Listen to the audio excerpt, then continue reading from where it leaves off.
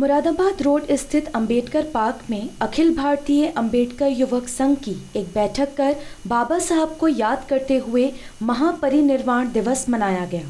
सर्वप्रथम बहादुर सिंह द्वारा बोध वंदना कराई गई। तत्पश्चात बाबा साहेब की प्रतिमा पर पुष्पांजलि अर्पित कर श्रद्धा सुमन अर्पित किए गए। बैठक में बोलते हुए वक्ताओं ने कहा कि 6 दिसंबर पूरे दलित समाज के लिए खेद का दिन है, क्योंकि बाबा साहब डॉक्टर भीमराव अंबेडकर 6 दिसंबर सन 1956 को इस दुनिया से विदा हो गए। इस दिन के लिए दलित समाज महापरिनिर्वाण दिवस के रूप में याद करते हैं। बाबा साहेब ने बड़ी कठिनाइयों के साथ जीवन यापन किया तथा देश विदेश जाकर शिक्षा प्राप्त कर भारत के संविधान की रचना कर शिक्षा, समानता, छुआछूत जैसी कुरीतियों को जड़ से उखाड़कर एक नए भारत की रचना की।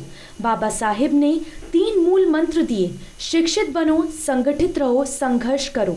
कहा कि शिक्षित रहकर ही हम अपने अधिकारों की रक्षा कर सकते हैं। संपूर्ण दलित समाज को बाबा साहिब की कमी हमेशा खलती रहेगी।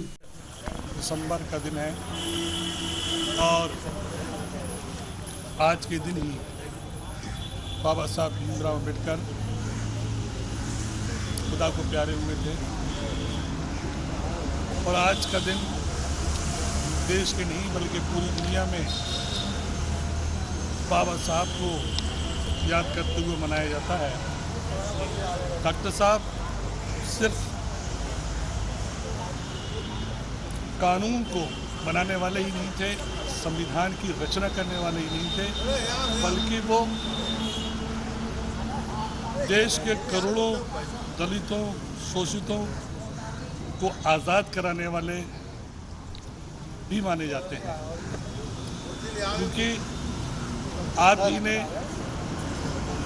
एटम बम रूपी बोर्ड को देने का प्रावधान बनाया था, जिसकी मदद से हम हिंदुस्तान में वक्त वक्त पर हुकूमतों को बदलते हैं ताकि वो बाबा साहब भीमराव अंबेडकर के संविधान को बचाएं।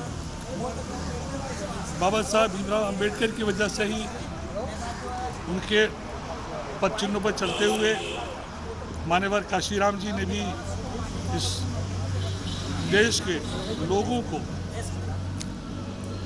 एक नई चेतना पैदा की थी। मुझे एक स्मरण याद है कि जब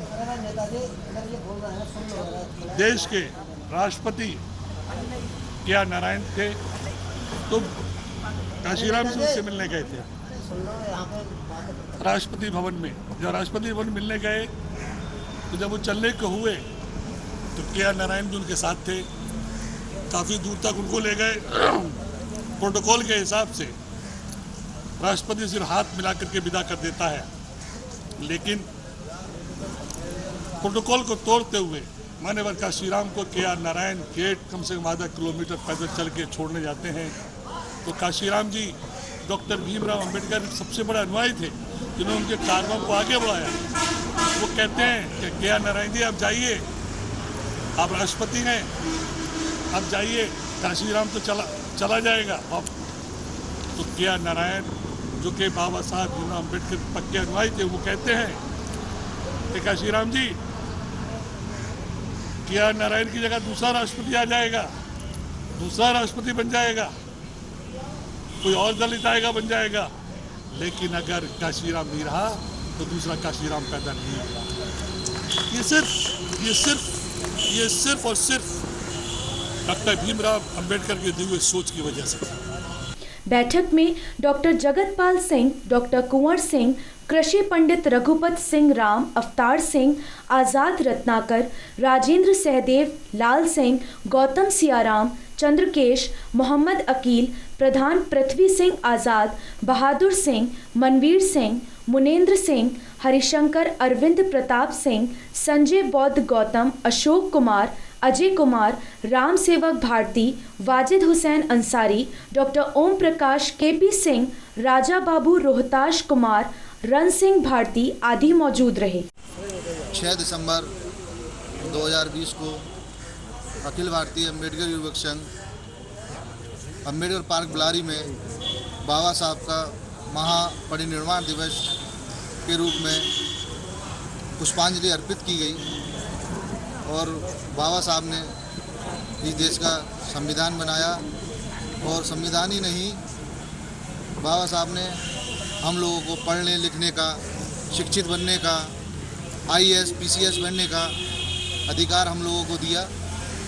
आज ये बाबा साहब की देन है कि आज हम बड़ी बड़ी नौकरियों पर, बड़े बड़े पोस्टों पर डॉक्टर, इंजीनियर, वकील बने हुए बैठे हैं। ये बाबा साहब की देन है। और आज के दिन ही बाबा साहब का परिनिर्वाण हुआ था।